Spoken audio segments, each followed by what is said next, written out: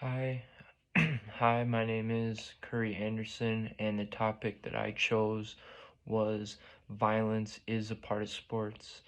Uh, I have came to an agreement that I do think violence should be in sports because of these three reasons. One, um, athletes know, what they are getting into, especially with the physical sports like football and hockey. Um, they do receive consequences. These are professional athletes. They do sign contracts and they do know the consequences for their actions. And, some of those consequences might be a suspension, fines, could get possibly kicked out of the league. Um, an example is the Myles Garrett versus Mason Rudolph fight. It all started with Myles Garrett thought that Mason Rudolph said a racial slur, so he got very heated up in the moment, took his helmet came apart in the scuff, and he then swung his helmet to Mason Rudolph. Myles Garrett was suspended for the rest of the season, plus fined, and because the NFL league did not find any evidence of Rudolph saying any racial slurs, he did get fined but no suspension. The second reason why there should be violence is because in the NHL particularly, these athletes are getting paid because they are called goon players.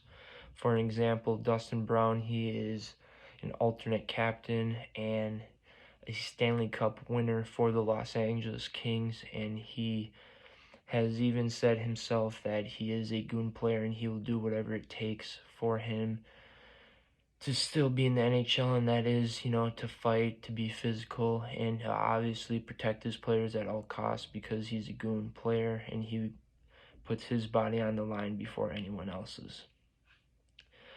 Third reason why violence should be in sports, and going back to the topic with hockey fights change momentum. When a hockey fight is happening, um, it's either happening because two players are beefing with each other, or it's because one team is losing, and they want to change the momentum in their hands so that they can try to score to tie the game or even win the game. Three reasons why it shouldn't be in sports is one, because serious injuries. Serious injuries are with head injuries, spinal injuries, neck injuries, any type of injuries, but those injuries are more reasonable because of the big hits that happen, because of scary hits that happen. Any type of hit puts your body at risk, and having violence like that is only going to cost you those players down the line. The second reason is sports is supposed to be enjoyable. When looking at sports, watching it in person or in TV, we are there to be entertained by the athletes because of how good they are. With violence, yeah, it's enjoyable, but at the same time, we want it to be fun and entertaining for us and not have a scary moment happen like Ryan Shazier from the Pittsburgh Steelers. He had a really bad spinal injury that cost him not only his career but his life, because now it's very tough for him to walk, and he is now starting a charity foundation for spinal injuries because of what happened to him. And lastly, each league for professional sports had guidelines and rules that they have to follow when it comes to violence.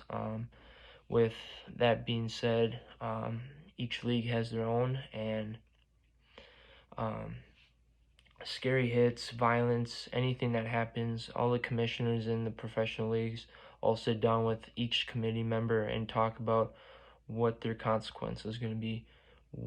Are they going to be suspended? Are they going to be fined?